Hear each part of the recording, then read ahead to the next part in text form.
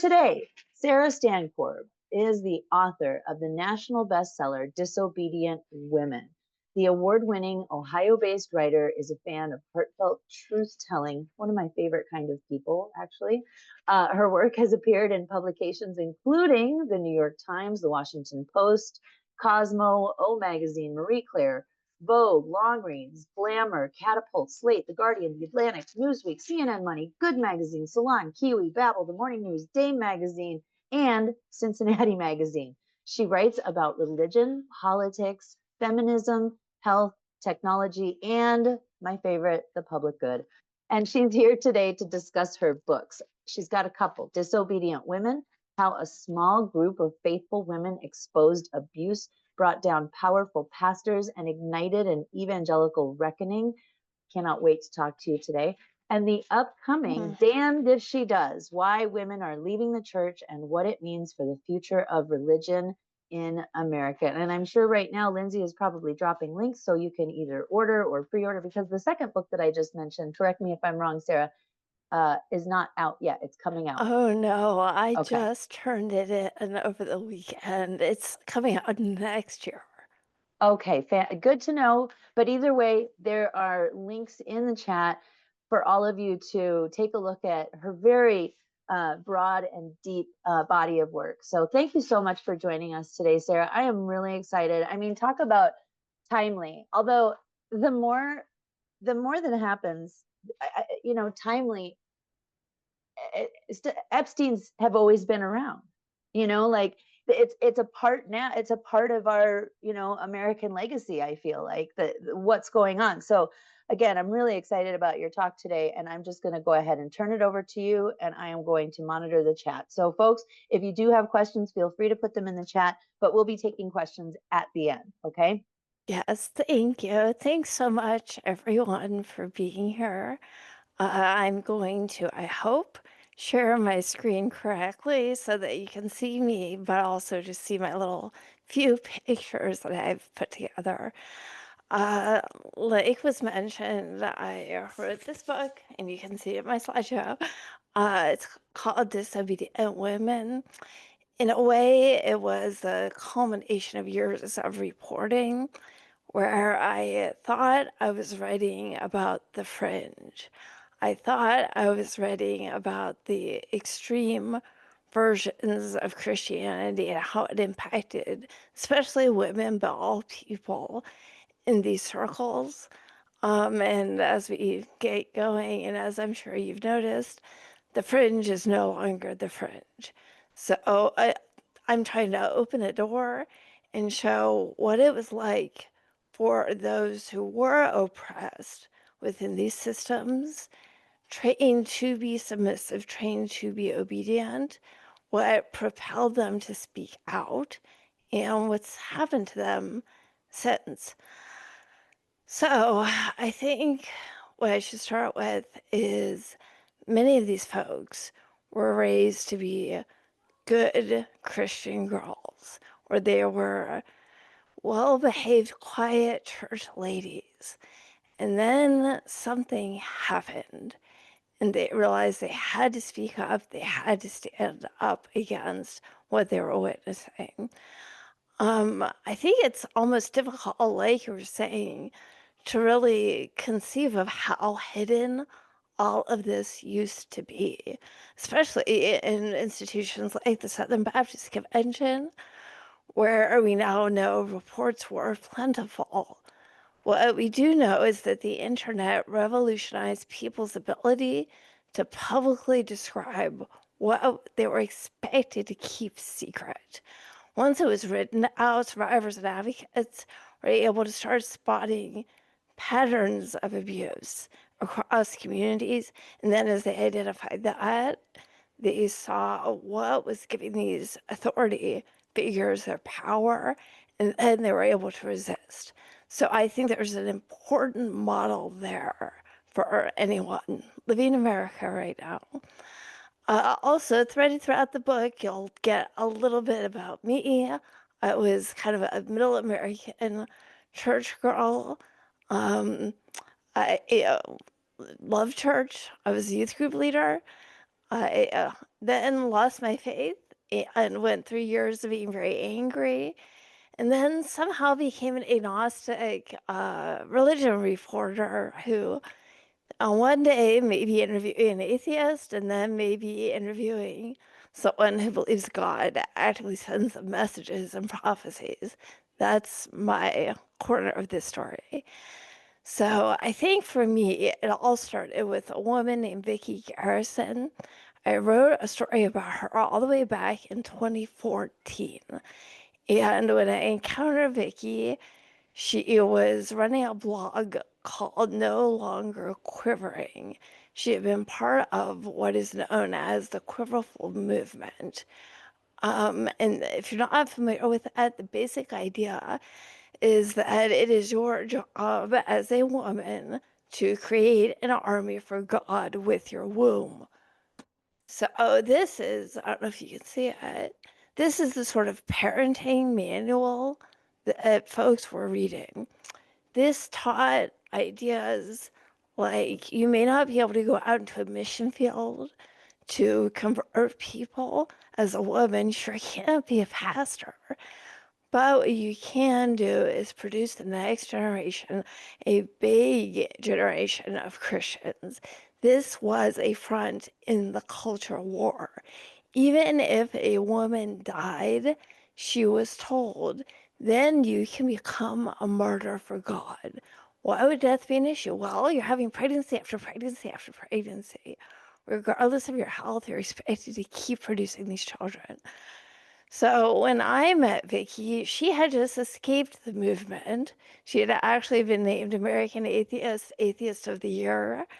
And she was running this blog where women were coming forward about what it had been like to be a wife who was supposed to be totally submissive to her husband and keep producing child after child. Um, in Vicky's case, she did question her faith, left her abusive husband, and managed to get custody of her children. That is certainly not a given for women in these communities, and I'll get to this later. Often, if there is a custody battle, when the woman is ostracized, her pastor is happy to speak on behalf of the husband slash abusive husband in court to take custody away. So women know what they're risking in speaking out and leaving.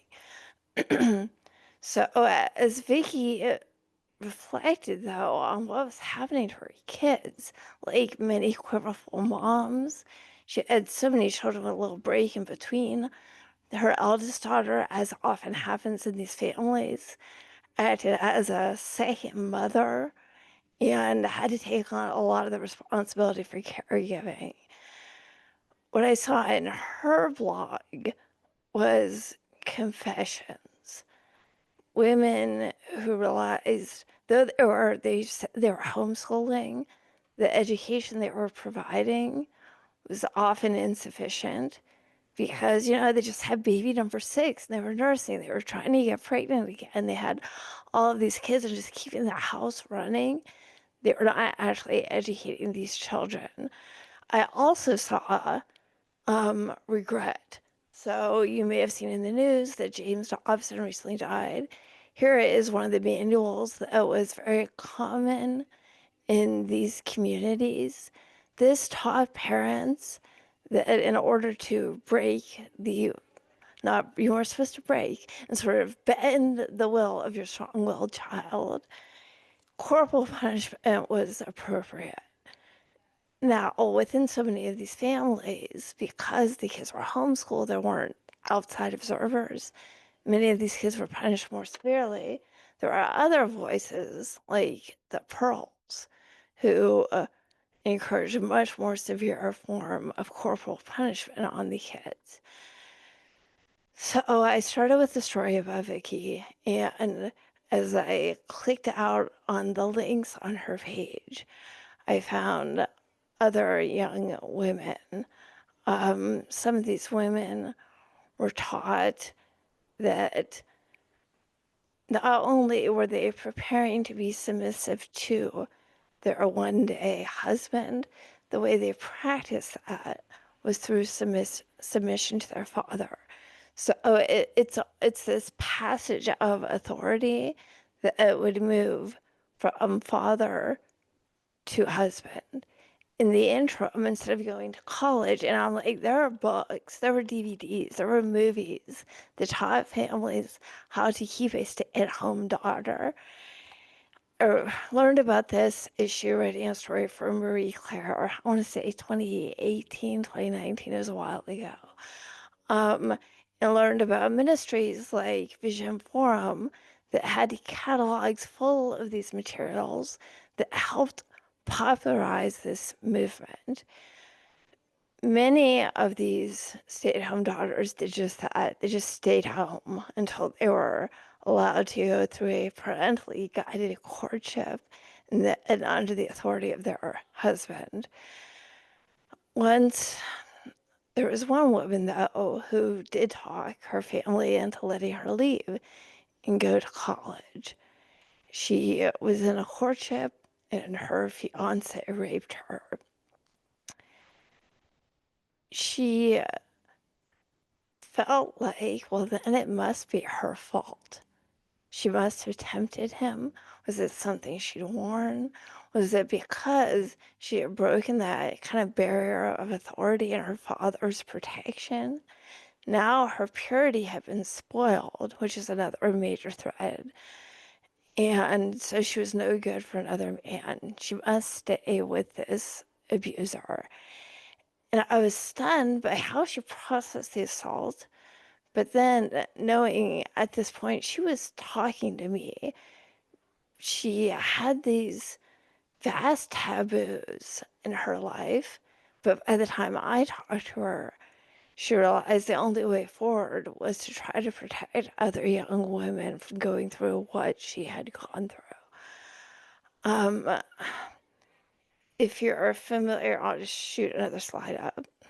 If you're familiar with the Duggar family, this is an example of that kind of quiverful movement, but also the authority. And we'll get back to the Duggars in a minute. There is a ministry that was greatly influential to them that I also write about in the book. Let's go ahead for a sec. As I started clicking out over the internet, I found more whistleblower sites. One of them was called Homeschoolers Anonymous, and here's a poorly cropped screenshot of this website. This was the place that young people who had been homeschooled, many of whom had been under this strict paternal authority, and got out. Some of them, like, it was couch surfing, some left for homelessness. They left with desperation. By the time they found the website, and then they realized, oh, it isn't just me.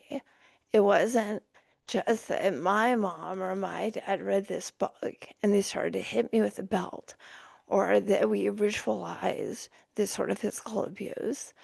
It happened to you and happened to you and happened to you. Wait. Maybe it wasn't just my parents. Maybe there was something systemic here. Maybe there's something in what they were being taught. I interviewed one source for the Marie Claire story and then for the book. Eleanor had been homeschooled, emphatically protected, not allowed to play even with the worldly kids next door. They were homeschooled in a storage closet at their father's job. They were made to wear a dress, not allowed to play like the boys. And as you may notice from my pronouns, Eleanor's non-binary. Eleanor had very narrow confines of what was acceptable to them by virtue of gender. Eleanor was also so lonely. Like many of the other kids Eleanor found at Homeschoolers Anonymous, whose parents read James Dobson, Eleanor endured regular corporal punishment as discipline. Eleanor told me a story about attending a passion play. Every year they graphically depicted the whipping and crucifixion of Christ. Eleanor, who so frequently whipped and beaten, was told Jesus died for their sins.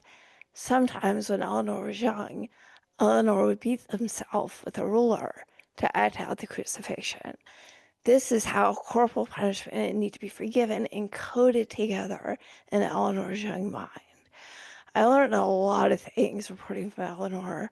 First, how vital it is for these folks to be heard, and also how eager so many of these horses are to be believed. So much of their lives, they were not believed. So they are happy to turn over receipts. They have evidence. They have screenshots. I had a question about a withdrawal. Eleanor gave me their bank statement. I had letters between Eleanor and their parents. Once Eleanor left home and learned how to hold down a job and pay bills and was just scraping by, Eleanor started writing about this experience on Homeschoolers Anonymous and realized there are other stay-at-home daughters raised to submit, who also wanted out. So Eleanor turned their tiny apartment into a sort of safe house to help other young women leave authoritarian families and gain some independence. It was so brave and bold and messy. And I also saw how at that time Eleanor was so ill prepared for the practicalities of managing not only their new life, but teaching others how to start out. And yet, Eleanor was motivated again and again to help the people who needed help. Another front in this world, and if at some point I'm gonna draw like a murder board of all the intersecting links between evangelical America, but a big figure that looms over many of these families was Bill Gothard. If you've seen Shiny Happy People, you're likely now more aware of Gothard if you were not before. If you don't know Gothard, in the 80s and 90s, he led a very popular parachurch ministry called the Institute in Basic Life Principles. It became known as IBLP. Gothard, who never married, wrote tons of books, started his own publishing house, ran training centers all over the country. The Duggars, who I mentioned before, followed Gothard's lessons to a T. When they found out about Josh Duggar's abuse of his sisters and a babysitter, they didn't go to the police. They sent Josh to one of Gothard's training centers. One of the big teachings in Gothard's world, even if you didn't follow Gothard, it kind of spread around like this meme on ditto paper, was the umbrella of protection. And the idea was that Christ is this big umbrella. So if you're under Christ's protection, Satan, I guess, is the rain on the outside. They can't get you. Underneath that umbrella is your pastor. Underneath that is the husband. Underneath that is the wife. The wife cannot stray outside of the protection of the husband. Or, I don't know why the pastor and Jesus aren't able to protect her, but they're not. You have to stay under your nested umbrella. And for kids, you're way at the bottom. This is a very cute way of describing hierarchy. And it also imposed control because these authority figures, they were there to protect you, also were in charge of dictating your behavior. By the way, this is not how umbrellas have ever worked, but it was treated as God's truth, and people lived by this. Thousands of people would pack into Gothard's conferences. IBLP claimed 2.5 million people attended his conferences. Gothard encouraged people back to the quiverful idea, not to block God's blessings, and told people to reverse their vasectomies. So many people listened that at his conferences, there were whole choirs of vasectomy reversal children singing and so happy to be alive thanks to Bill Gothard.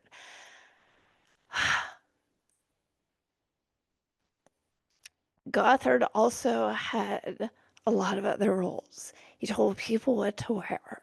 No jeans, long skirts, long hair, which if you look back at the Duggars, picture perfect of what he expected. No, eye traps, jewelry that would draw the eye down on a woman was a no-no. Any of this could provoke sin. He taught rock music had a satanic beat. He objected to Cabbage Patch dolls. He believed it would lead to demonic attack. It sounds nuts if you're not part of it, but to many people, they considered him an evangelical pope. Major Republican political figures were part of his movement. The Huckabees, the Palins, the governors, cabinet members all frequented his conferences. Then sorry, I went a little too far. 2014, on a blog called Recovering Grace, wrong one, people were talking about how his basic theology had affected them. And then stories of Gothard's misbehavior and sexual harassment and disturbing control started to percolate. Because these families trusted him so much, it was seen as a great honor for your beautiful long-haired daughter of a certain type to be invited to work for free for Bill Gothard at his headquarters. You can, I think, predict what happens next. Because people spoke up, and then another, and then another, and then another. Eventually, after online disclosures, Gothard was forced to step down. And one of his supporters started an opposing blog called Discovering Grace, where he badmouthed the plaintiffs. It got messy. So much of this gets messy. Many of these people are victims, some who are just realizing what happened to them. In this case, his super supporter was willing to reveal where some of these plaintiffs lived to their own abusive parents. So enough plaintiffs decided it would be easier to pull out of the case. They did not retract their allegations, but after the case lost some of its key plaintiffs, the rest, whose cases fell outside the statute of limitations, could not move forward. After they dropped their case, Gothard claimed he'd been the victim of an online conspiracy. So I wonder sometimes if he would still be heading IBLP, if his sense of it, if his influence would be the dominant one right now, if these brave people had not come forward, many anonymously at first, many as Jane Doe's, but eventually many also by name. Okay, I'm gonna skip ahead a little bit. Another set of churches that I cover, and this article is a screenshot by a different reporter, not me, named Tiffany Stanley. She now writes for the Associated Press. She broke open the story of Sovereign Grace Ministries, which was a network that started in the suburbs around Washington, D.C. Where I came into the story was trying to understand the blogs. People had started posting online because of abuses that had happened within the church, that sometimes physical, sometimes sexual, that they were discouraged from reporting to the police. The abuse was documented during counseling with pastors who had no therapeutic or even theological training. Often in these spaces, giftings from God is what qualified them for their pastoral role. So they may be charismatic or good at preaching. These SGM pastors did value keeping things quiet and forgiving the abusers. Not forgiving them, they told these people, was a sin. So I'll just give you a few examples. There was one mother who was encouraged to allow her husband to come back home, forgive, and allow him to live with her daughter, his stepdaughter, whom he had sexually abused. There were mothers who were told not to discuss the fact that teen boys at church had molested their children. That exact same scenario happened in more than one church within the network. They were told not to go to the police. They should not ruin the teenage abusers' lives. They needed to forgive them. They could not be bitter. They were discouraged from talking about it because gossip is a sin. So they didn't talk about it in their churches. until a few brave people started to post about it anonymously on the internet, and then names and more details started to come forward. Since SGM has been rebranded as Sovereign Grace Church, but it still exists. Let me see what I want to tell you about. In all of this work, I have covered good church ladies, many who are still believers, like Dee Parsons of a website called Wartburg Watch. She became an armchair investigator after abuse cover up within her own church.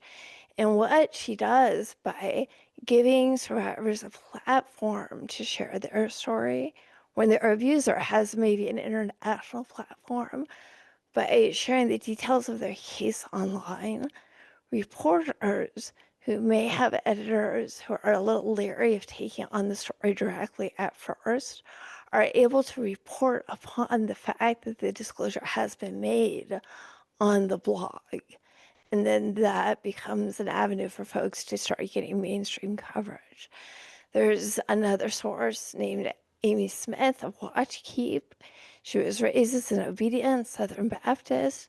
As an adult, she realized a pastor who left her Texas church under a rumor of inappropriate behavior was teaching and preaching in Mississippi.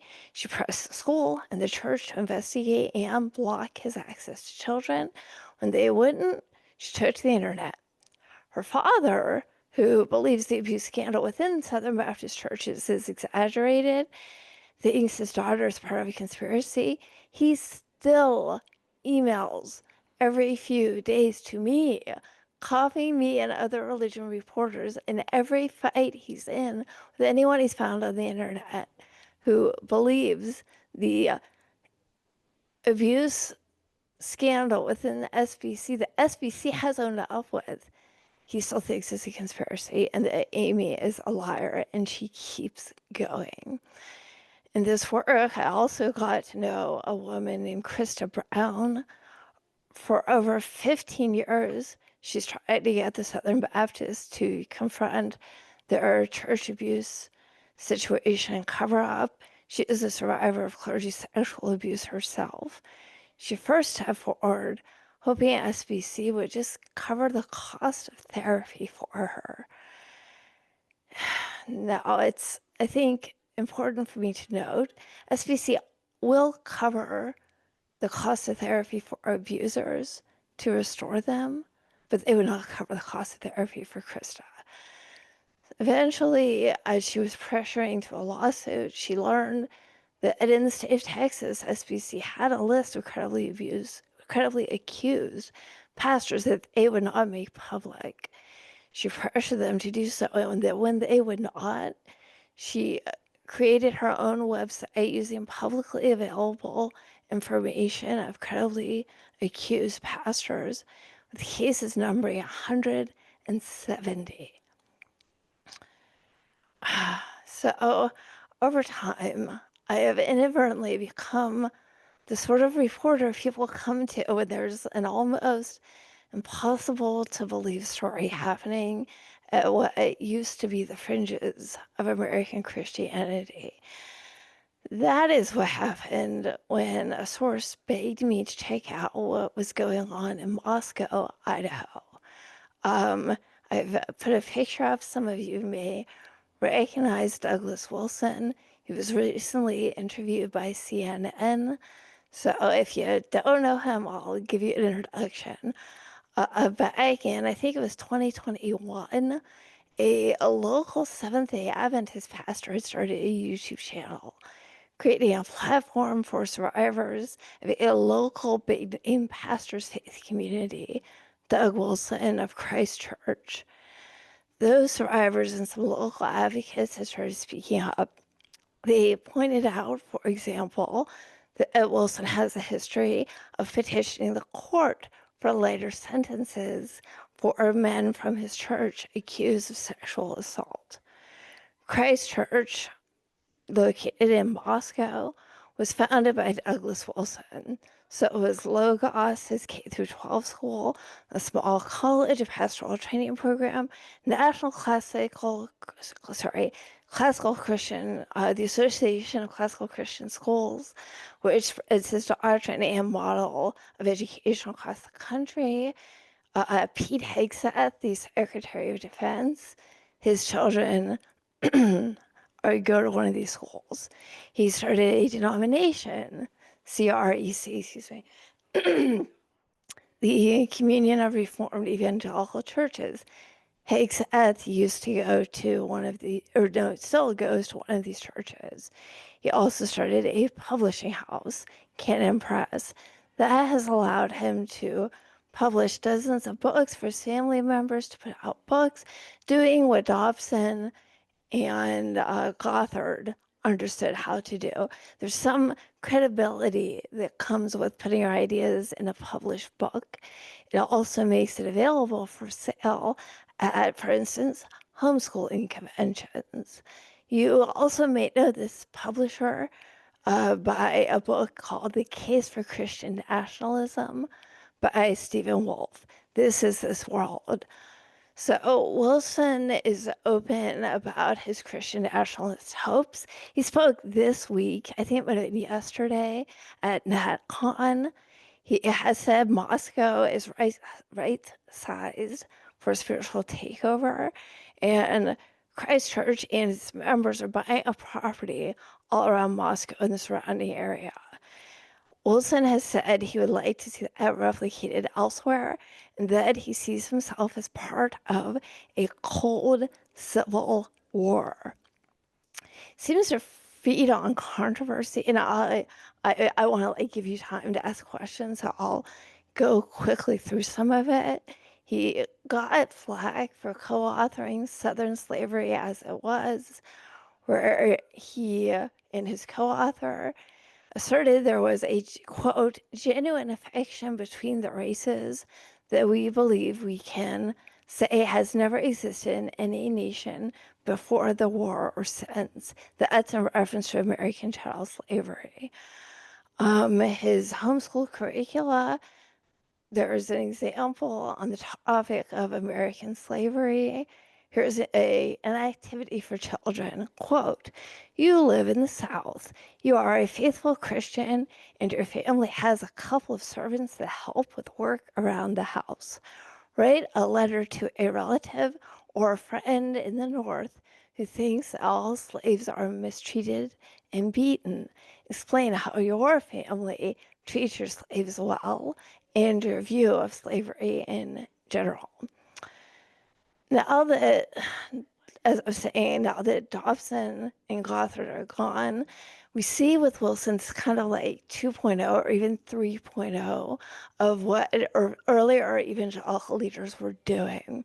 Martin E. Marty, the famous theologian, has made the point that evangelicals, though they hearken to a traditionalist conservative idea of the past and wanting to go back to it, are expert at using modern technology to bring that message forward.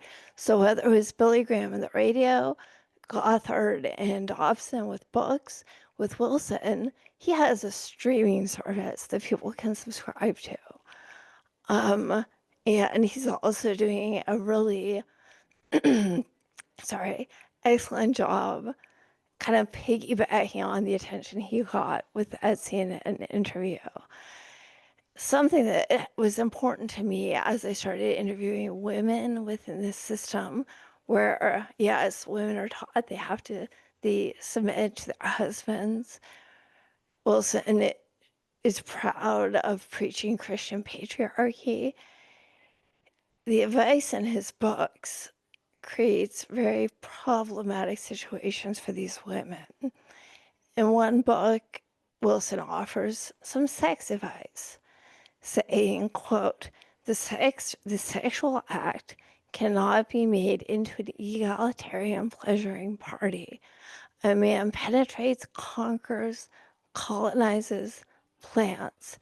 A woman receives, surrenders, accepts. He believes that authority and submission are, quote, an erotic necessity. He's also written that biblical concepts of true authority and submission, that model of hierarchy where the man is over the woman, without that, he thinks that our society as a whole, we now have caricatures of those roles in our lives, and that the lack of that authority kind of seeps in with violence. So he says, to his mind, our, quote, banished authority and submission comes back to its in pathological forms. This is out here in, like, not his world. This is what lies behind sexual bondage and submission games, along with, and this is a quote, very common rape fantasies. Men dream of being rapists, and women find themselves wistfully reading novels in which someone ravishes this soon-to-be-made willing heroine, end quote. So once I got to know the women in Moscow, I heard about this culture. Yeah, that face you're making is right. Women are drawn to this community. They're tidy lawns, their support for big families, they'll have friends. It's this sort of utopian model of what Christian dominion can be like. But then once they start living out his teachings, some women told me that given how Wilson teaches about submission, that they did not think they could say no to their husbands. I have reported on brutal stories of marital rape. Since I've reported on these women, Wilson has been at pains to say he does not approve of marital rape. However, he has also advised women that sexual availability will solve marital issues, including an example in my book where a woman had already reported abuse to him. For his wife's part, Nancy Wilson has written in her book, The Fruit of Her Hands, wives cultivate a sort of lovely garden for their husbands, and, quote, of course, a husband is never trespassing in his own garden. Women told me how they suffered submission but endured because they believed this is what submission and God demanded of them. Some only started to understand their experiences of domestic violence for what it was by reading similar stories from online advocates and survivors. Again, this is the power of the internet. There's a group that has been active on Facebook. They're also on Instagram called Examining Douglas Wilson in Moscow. They post quotes from Wilson's writing. They share stories from abuse survivors in his church and church entities. Some of these members are very religious. Some are atheists, but they're working together with a common goal, exposing the truth. So it appears to be very distressing that from such a culture, it's the women, those who ought to submit, who are speaking out so boldly now. At Christ Church, if people question or defy church guidelines, they are put under church discipline. Say a woman enrolls her children in daycare or leaves washing the dishes up to her husband. Church discipline may follow. When disciplined, their names are printed in the bulletin. Thinking back to what happened to Vicky, the threat of being ostracized within your church is active and real and happens within real life communities today, right now. Friends, cut them off. They are an island unto themselves. I know women who have lost custody of their children due to church intervention on behalf of their husband.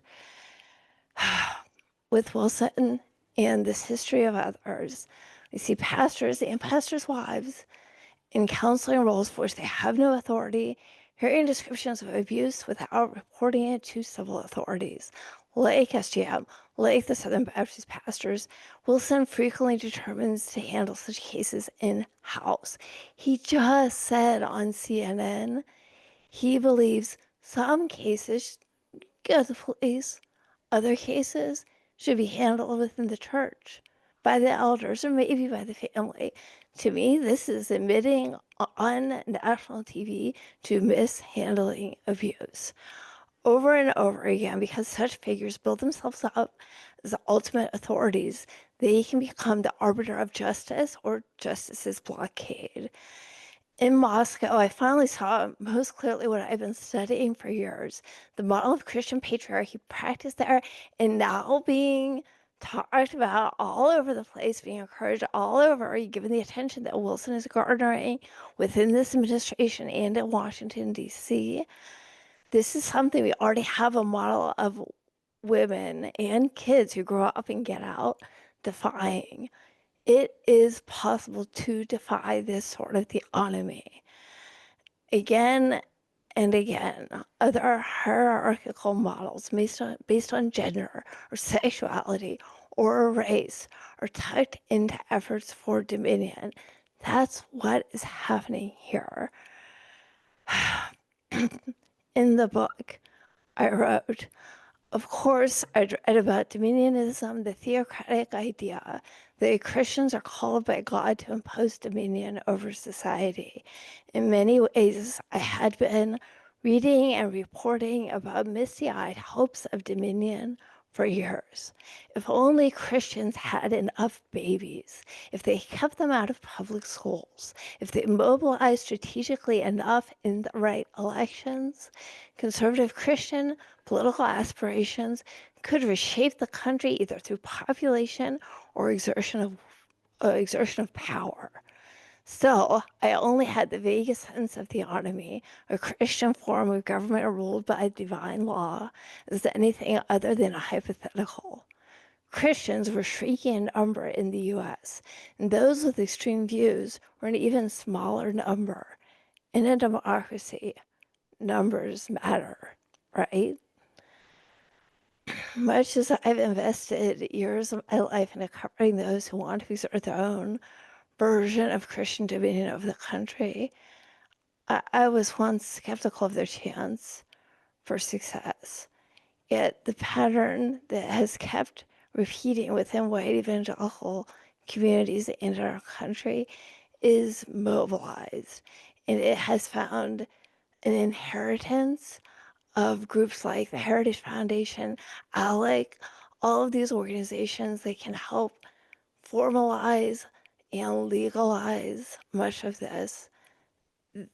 They're hearing one another. They're uniting right now. If you don't have an experience with all of this, good, but the influences on your life may be part of this world now. And I think we all have a stake here. I know it's exhausting to be like part of the resistance right now, but I can tell you I've spent years of people interviewing people who have given up a lot to give us forewarning. And I think if we don't heed it now, I don't know when else we're going to have the opportunity. So with that, I'd love to hear from you. Sorry, I know this was like a lot all at once, but this is our world, or at least my world. Oh, trust. In this Friday discussion, this is kind of most of us, I would say, here kind of eat, sleep, and breathe this stuff. Maybe not to the level that you do with your research and your interviews, but we're fair. And Yeah. we have, and every week we have amazing speakers like you know, whether they are themselves, like I was trying to remember when you were talking about marital rape and like how you basically go from your father's, lordship to your husband's. And it was Tia Levings Yeah. who wrote her memoir.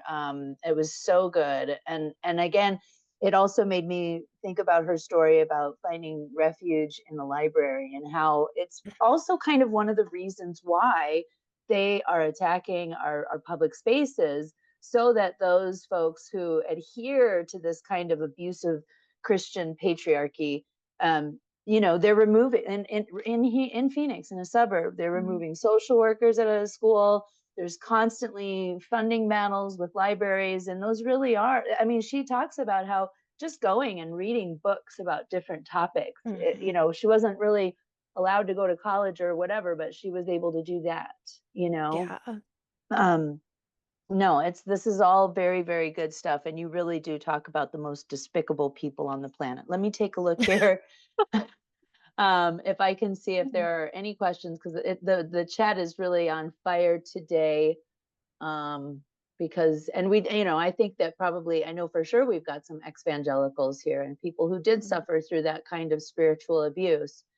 Okay, that picture, yeah, you showed that picture of Bill Gothard, and it's like, ugh, it's almost triggering it. And Jim said that picture Yeah. looks just like so many family portraits I've seen in Mormon households. And then, of course, we Mhm. talked a little bit about Warren Jeffs. Let's see. Right now, speaking of Warren Jeffs and the FLDS Church, that's constantly in our local news that measles outbreaks are happening in Colorado City and like Mhm. Hilldale. It's like, so again, you say it, this is now become like all encompassing, you know, Yeah. public health and vaccinations. Let's see. Let's see, talking about curriculum and PragerU. I mean, our Mhm. own superintendent of public instruction, Tom Horn, has said PragerU is perfectly fine curriculum for anyone to use in a public school classroom. Mhm. Um, let's see. Um, I think this is a, I think this is a rhetorical question. Are these folks all inbred? And I'm assuming she's talking about No. in Idaho. Yeah. No. And that so I was actually in Moscow the day the CNN interview came out. I was there for a speaking engagement, and they talk about frontline. The Moscow, Idaho is a liberal town. It is a university town. There are businesses, like plenty of them, with rainbow flags out in the window. So they have been at the front line of this resistance against Christian nationalism for Wow. decades. Folks from Christchurch have tried again and again to win city council seats, but so far they have not been able to win. But there is some concern due to the number of people being Sure. attracted to the area and the rising cost of property. The Mm. balance may change. Wow, yeah. And I mean, there's one thing to be said for these quiverful Mm, type of families is that they build very powerful financial networks, like mm. of course we're based in Some, Arizona. the Right. model ones. There are plenty that live in abject poverty and feel shame for that too, because God bless them with these children. Why didn't God bless them?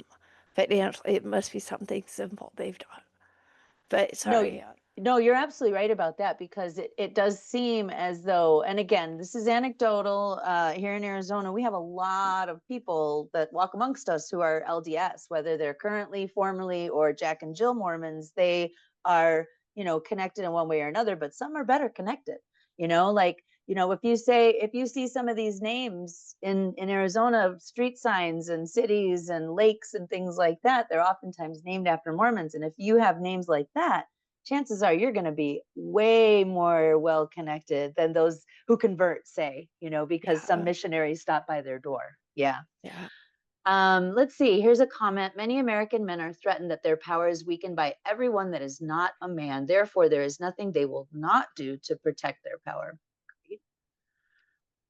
Matt says this, and I know Matt's been through some things spiritually. This shit is why I'm against allowing children to be taught religion. They program them young and make it impossible for them to make decisions about their own future. Boy, that is so true. Okay, here we go. This is a great question coming from Kat. How can we intervene to protect these women and children? That it is a heck of a question. Um, so actually this came up in Moscow. I talked to a few people who have loved ones who are in these high control religious groups, and they are like the atheist aunt that no one's allowed to talk to. And then I've also interviewed people who, when they got out, all they knew was the high control group. But there was this friendly aunt who always sent, friendly atheist aunt who sent a birthday card every year, who always kept reaching out. even Mhm. though the rest of the family put up a wall. And I mean, that's a do what you can handle. But being someone who's willing to catch when these kids flee, that is something you can do. There's a group in Moscow specifically called Outreach that it kind of, if there's a woman in dire straits, they will help get her out, give her somewhere safe to be, help her figure out where to go. Like, there are a lot of these quiet, kind of grassroots groups. That's what Eleanor Skelton was doing all on their own. So, like, it's not like there's a formalized national nonprofit helping people that I know of. The other thing, though, if you know someone in a situation like this, helping them understand what qualifies as consent and what qualifies as domestic violence. Mhm. It's like it's all the way down to like they don't know the definition of these words, so they don't know what is appropriate.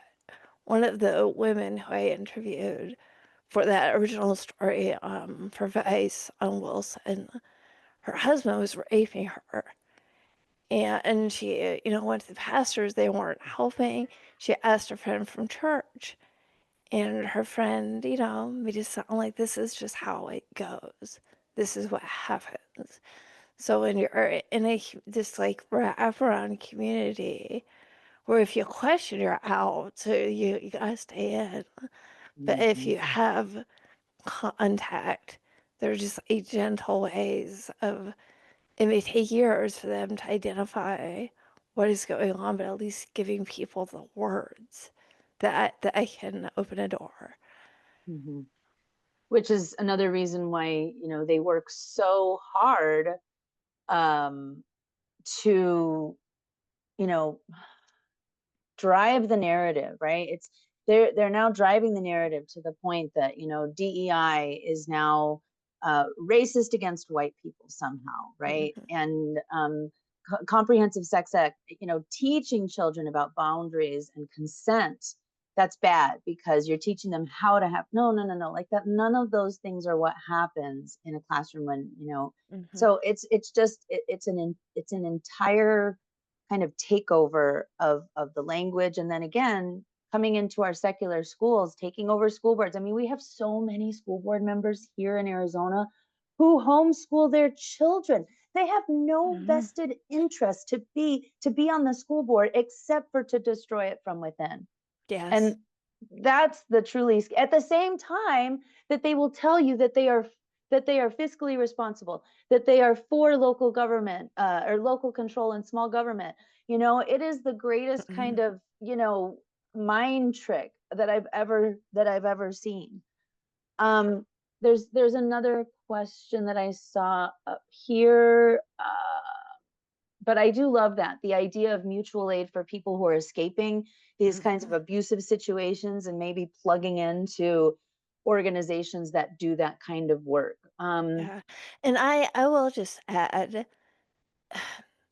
there is a degree to which many of the folks I've written about, like I was not in the beginning just selecting for women. It's because so many of them were the most oppressed that they forced their way out. There are plenty of men who also have deconstructed. And I think for those within the communities, hearing a man's voice say Christian patriarchy is bad can be extremely powerful. Like I think falling into the trap of like there's this gender binary and one's here and the other's here, and even if the flip side is like saying bad and good, like that doesn't fix it either. I Mhm. think the process of taking apart authoritarian hierarchy is flattening that. Like there's a reason why egalitarianism seems like such a threat to someone like Wilson. And finding Mhm. that allyship across the board and modeling that, I think, is crucial. Okay, so this is a big question. I'm not even sure exactly how to ask it, but like, Here we Right. are right now with, the Epstein files, and, we all know that there are incredibly powerful people who are being protected. So, like, I guess what I want to ask is, like, to what extent does this extreme, type of religious, evangelical extremism, affect what we think of as like a secular, this is a secular issue. This is Jeffrey Epstein, he was a Mhm. financier, and, there are probably celebrities and politicians. Like, how does the Christian patriarchal, abuse carry over, I guess, into secular society? I mean, I think the clearest example is like Donald Trump when he ran for the first time and like the tapes came out and all the rape allegations, assault allegations, and so many church leaders jumped to his defense. It was just like macho talk. It was just he's a baby Christian. Like that's what it is. When you have respected figures, excuse it and wave it away. Like that is how it happens. To me, that is the direct line between Epstein and evangelicalism. The line goes straight through Donald Trump. Um, I will say though. Oh yeah, and I see. Now my chats are. Forgive the sinner. Yeah, that's certainly part of it. Mm, It's attack the vocal victim, forgive the mhm, sinner. That dichotomy is damaging. But yeah, I will say for my next book, which is coming out next year, that blatant hypocrisy, seeing these men who for years demanded sexual purity of girls, who mhm, told girls they had to submit, who acted like they were protecting women through all of these rules, and seeing them jump in line behind Donald Trump for political advantage, that turned a lot of people away. Like they mhm, were holding on, trying to stay in the church. That was it. So, like, the other side of this is though there are these very influential figures and they're getting louder, their influence within a pocket of America is getting bigger. The pocket is shrinking. And I think that's why the stakes are so high for them. And they're holding on with their nails and their teeth. But they broke the church in the mhm. process. Well, and that's why evangelicals rely so heavily on the narrative. That any kind of sexual temptation that, or stirrings that a man feels, it's all your fault. Yeah. Your skirt was too short. You showed an ankle. Your Your collarbone was obvious. necklace. How Yeah. dare you? You ordained, or you put something on yourself like nail polish or Mhm. whatever.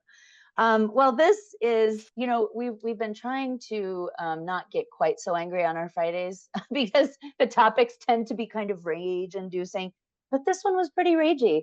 But I want to set everybody up to at least have a positive weekend. So I always ask our guests, Sarah, what gives you hope when we're dealing with so much of this all around us? Uh, it's like people like Eleanor or, the folks who have been standing up to Wilson for years before the rest of us knew he existed. It's these young women who stood up against Gothard. It's like the kids who are raised to be culture warriors and have now switched teams. Like they're out there trying to make a difference. And I think there's a degree to which people are spoon-fed a certain type of morality and they believed in doing good even after they noticed all the hypocrisy around it. And that people, whether they believe in a certain faith or they're agnostic or they believe in nothing, or they're atheists, there's this sense of the common good that motivates all these people, and they're willing to take on the personal cost. And I think as long as they keep fighting, I think the rest of us have folks to stand behind and stand alongside. Mm. Man, that was a good one. I am glad about that answer. I love the idea there because there's good in all of us, and so a lot of compliments in the chat. Thank you so much for joining us today, Sarah. I cannot wait to read your books, and I hope that all of you find a local independent bookseller to purchase her books from as well. Thanks so much, everyone. All right, thank you so much, everybody, and have a great weekend. See you Okay, next week. bye. Bye bye.